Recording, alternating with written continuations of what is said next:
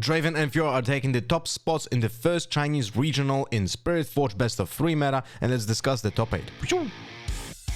Let's first talk about the legend distribution in this event. There were 511 participants, which is one of the maximum cap. Remember, China will have 4 of these regional tournaments, so we're gonna have each weekend now in a row for the 3 more weekends another video like this about a regional event. Now, the thing is that this is the first time the Chinese have the metal foiling prizes for the legends. This is why the distribution of the legends are a little bit more diverse. We'll have every single legend represented in this tournament, but they are not doing well.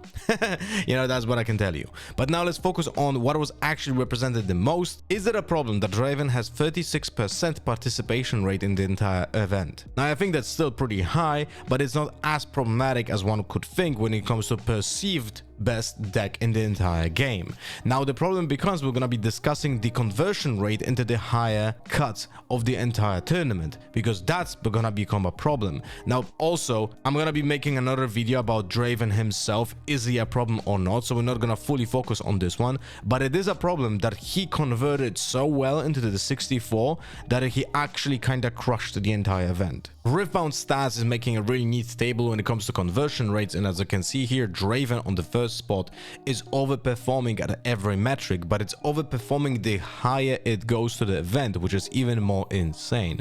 In the top 64 we had 40 Dravens. Now here it says top 10% because that's gonna be the 50 people to keep up with the size of the event. I think this is pretty smart to make a table this way and not just cup to top 34, 36 and so on and so on. So it is problematic that Draven has such a high conversion rate in this tournament. We're gonna have to keep an eye on it for the next events as well, but I do think it's gonna be a little bit different for the European events, but probably not by that much. He is still gonna overperform for sure. Some interesting stuff to see in this table is, for example, Irelia performing almost identical at every single point of the event, which makes it a very stable deck to play. Fiora being a performer of basically one person at the entire event out of 24 decks that were being played. Kai'Sa performing really badly for 39 decks out of the entire event. So out of 8% of the entire meta, not putting a single person in the top 1% is pretty bad conversion rate. The highest Kai'Sa has been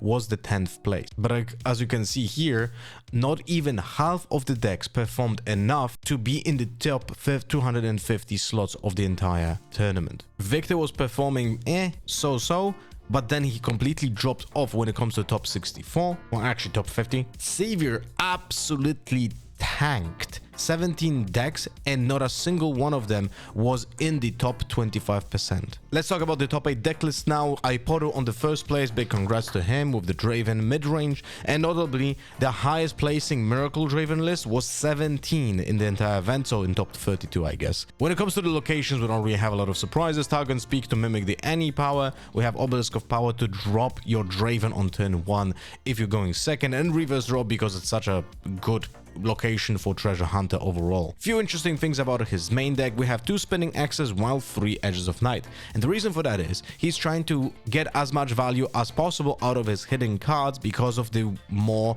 possibilities of hiding information. Well, kind of okay with hidden cards. Anyway, he has 2 Switchers in main, he has 2 Fight or Flights in main, and 2 Tide Runners.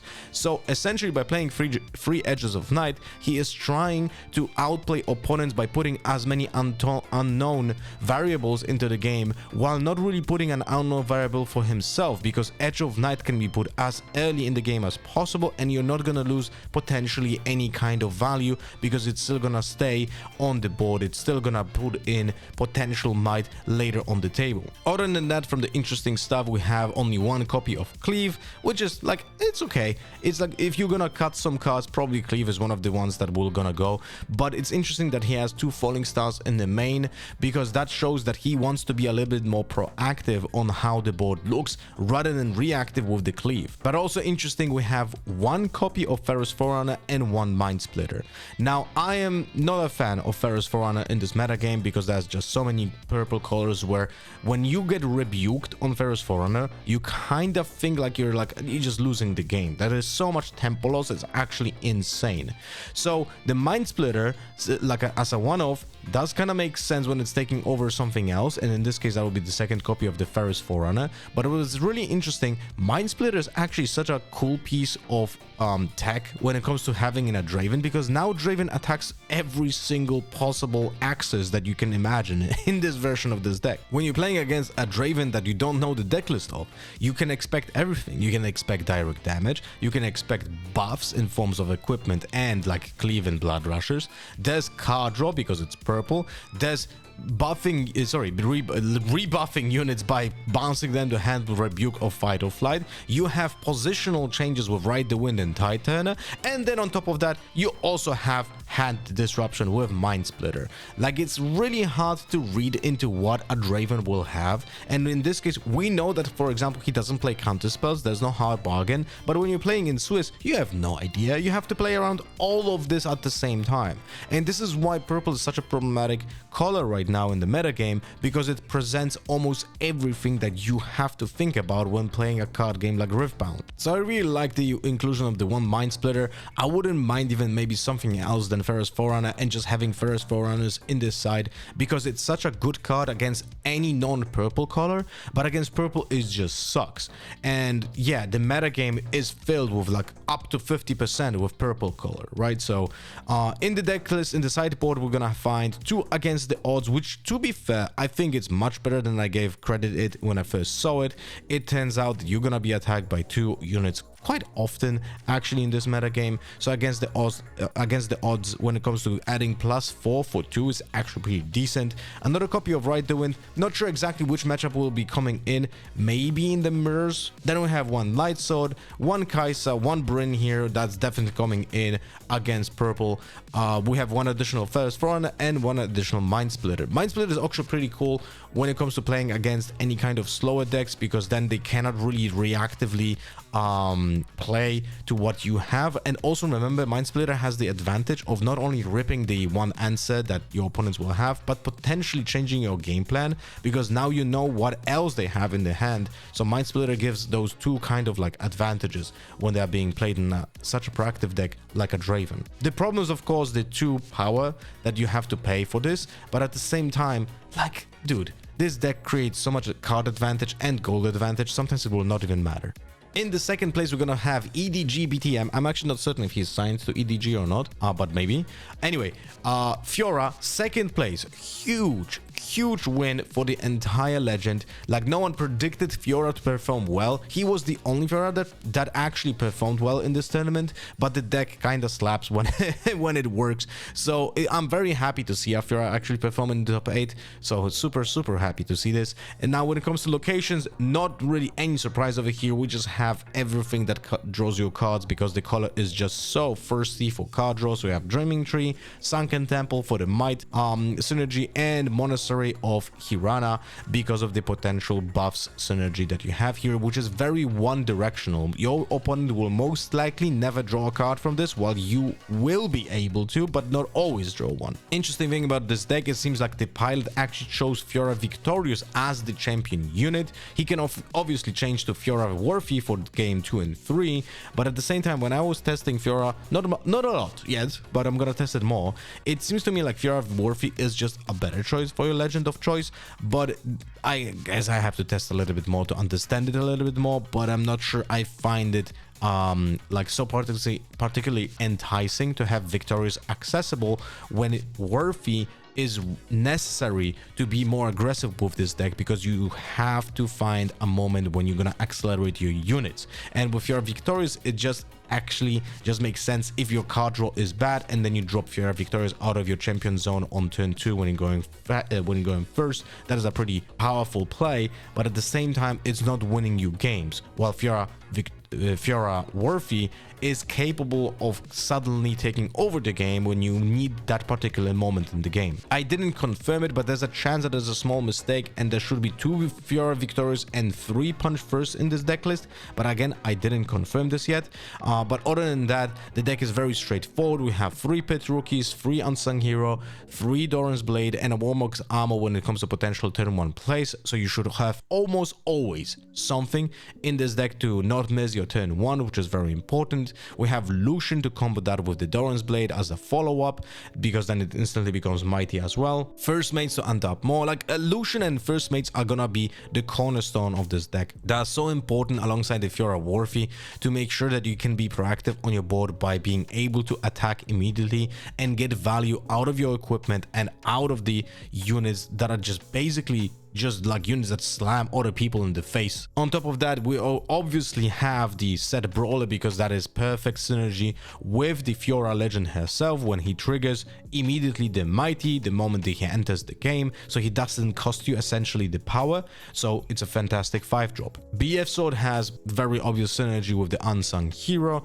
but also is just a very good value for what you get here. Having +3 might changes a lot when it comes to the breakpoints. Like for example, the Fiora victorious goes up to 9 when she's defending, when she has the BF sword equipped. Other than that, we have Call to Glory, which has a small synergy with the set brawler and pit rookie and the Warmock's armor, so that's something that have like when you have access to a potentially a 0 energy buff, it actually changes a lot when it comes to the math, and your opponent has to think about it always, right? So even having 1 copy in the deck when the deck lists are open in the top 8 changes quite a lot. And Call to Glory is even not that bad when you pay full energy for it. It's +3 for a +3, that's okay. And it's also an important breakpoint because it changes the unsung hero to triggering its death knell.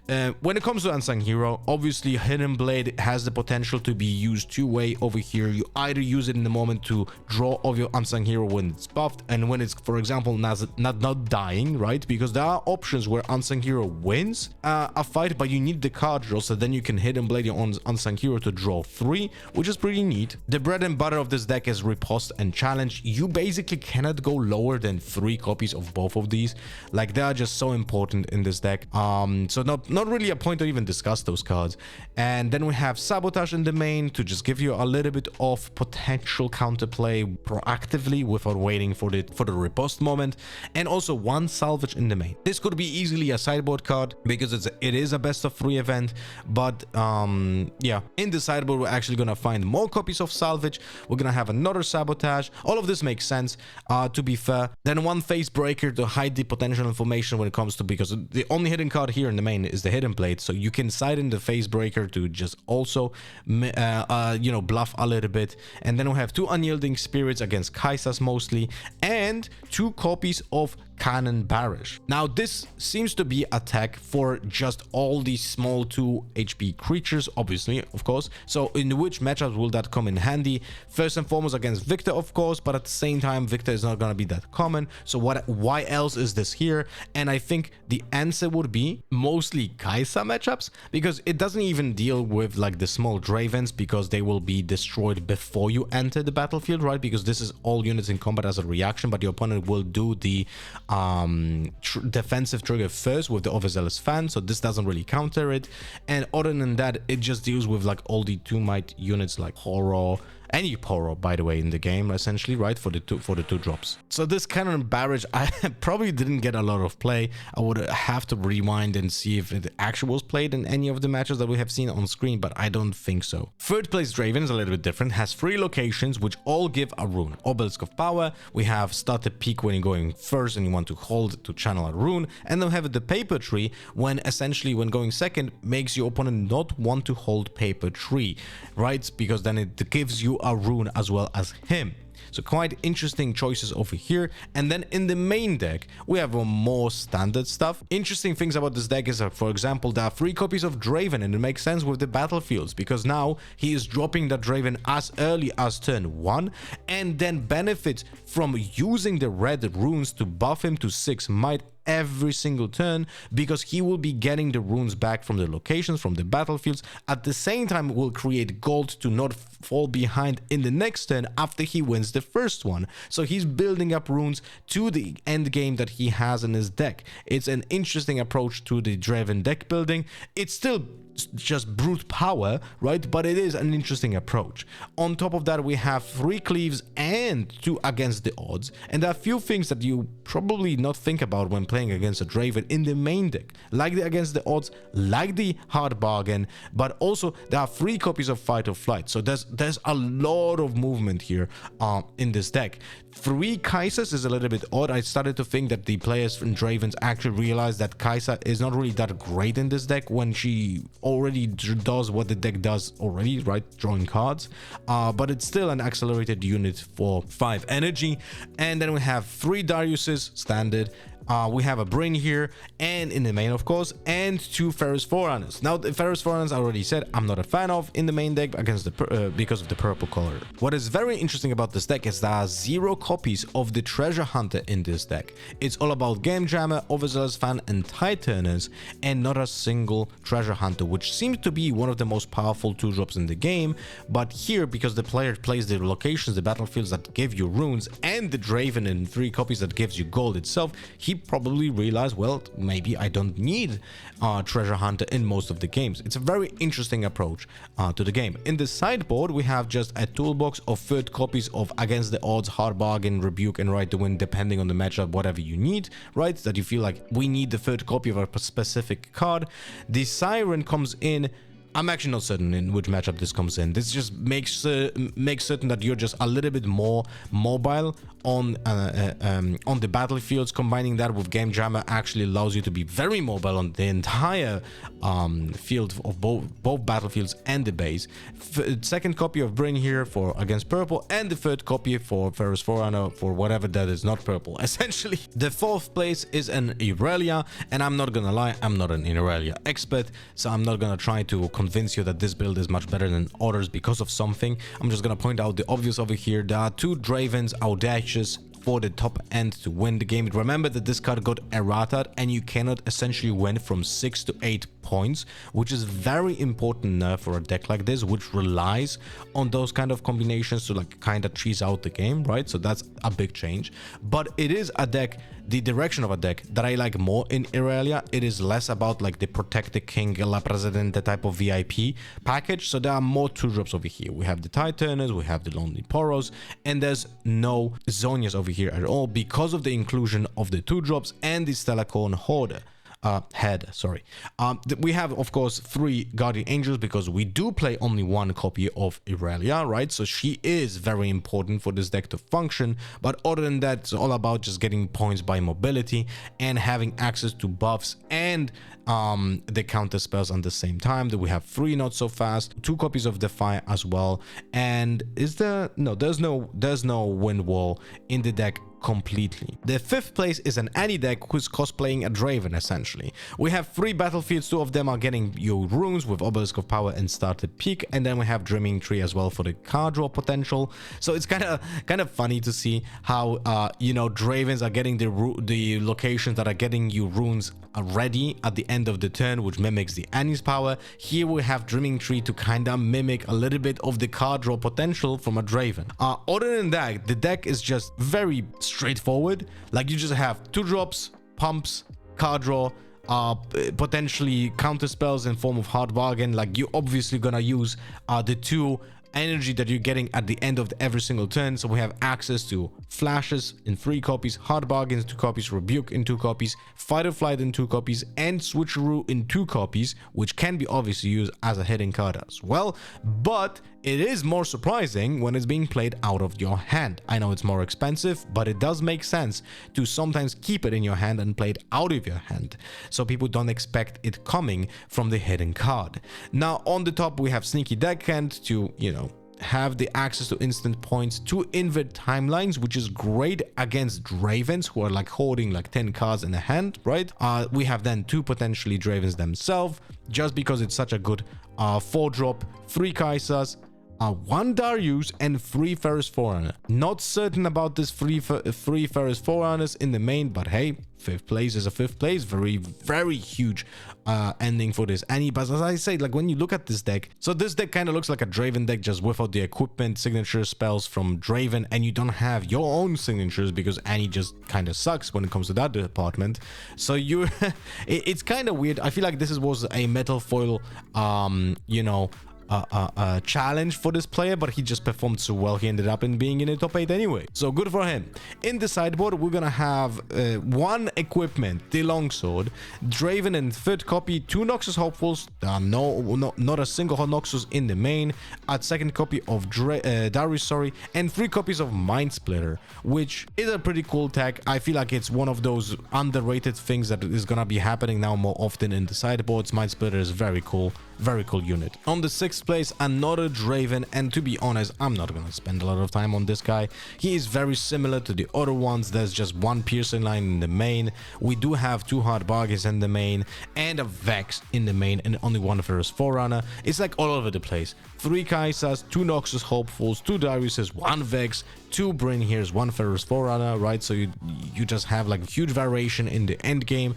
And in the sideboard we have, from the different stuff than any other deck, we have like 2 Fading Memories and 1 Edge of Night in the sideboard, which is not in the main here, right? So there's less access to hidden cards in this version of this deck, while there's also, of course, 2 copies of I'm saying of course, but it's not that given. 2 copies of Thermo Beam, 2 copies of Ferris Forerunner for non-purple matchups, and an additional copy of a Darius when you need to be a little bit more aggressive. On the 7th place, again, Draven, who knew? So this one, again, yeah, this is like the same deck essentially, right? It has long swords alongside spinning axes. Like you cannot go wrong that much by building a Draven. There are just few cards that you can replace and they will be performing similarly. Here, for example, we have Rengar, and Rengar, this is the first time we see a Rengar in a Draven that performs well in the tournament. But when you look at it, well, obviously Rengar is a fantastic card, so it's like, why is he not used more often? Because there's just so many cards that you can use in a Draven. Like you don't have slots for everything you would like to fit in, and Rengar kinda does what the deck does itself as well, so you don't need Rengar in your red Draven deck, right? But it's still a very good card. So yeah, one could think maybe you should not have Ferris Forerunners in the main and just have Rengar, for example, right? But then in the side deck we have 1 copy of Switcheroo, a 2nd copy of Falling Star, 2 Vexes, and I'm a big fan of Vex, but I do agree with all overall opinions that she's just very slow. She is. Like, you have to play Vex when you're controlling a battlefield, essentially. Or if you have the tempo, if you have the advantage of dictating what's happening on the battlefields, then you just get her to base, but it's still very slow, right? On top of that, there's 1 Last Rites over here. And I'll be honest with you, like, it makes sense in the deck that plays units for free like a Miracle Draven, but in a deck that doesn't really do that, I feel like the only thing that this Last Rites does is just gives you additional copies of Overzealous Fans and Titans and nothing else. Like that is why you want to have the Last Rites, and you have to think about which matchups are requiring you to have that, right? And then if the answer is yes, this is needed, then the sideboard slot kind of makes sense. But I don't particularly see myself playing Last Rites in a more mid-range version of Draven like this one. And in the 8th place, we have another Irelia, which is basically almost exactly the same as the Irelia before. Almost has the exact same ratios, the same win condition with 2 Draven Audacious and 1 Irelia in the main, more 2-drops, so Lonely Poros and Tide Turners, Herders, and only Guardian Angels and no Zonias. So it's very similar. In the sideboard, we also see 1 copy of Last Rites, and particularly in Irelia, Vex I feel like is a little bit better because you just have so many cards that benefit from Vex, but at the same time you do have the ability to be a little bit more mobile with this Vex yourself. So I do like the Vex a little bit more in the Irelia decks. Overall, this is the entire top 8. If you enjoyed the video, I wouldn't mind if you would leave a like, comment, or a subscription to the channel if you want to be alerted about more videos like this, because we're gonna be making a lot of videos this week. And now from the next 3 weekends, we have a regional open in China every single time. So see you next time very soon. Bye bye.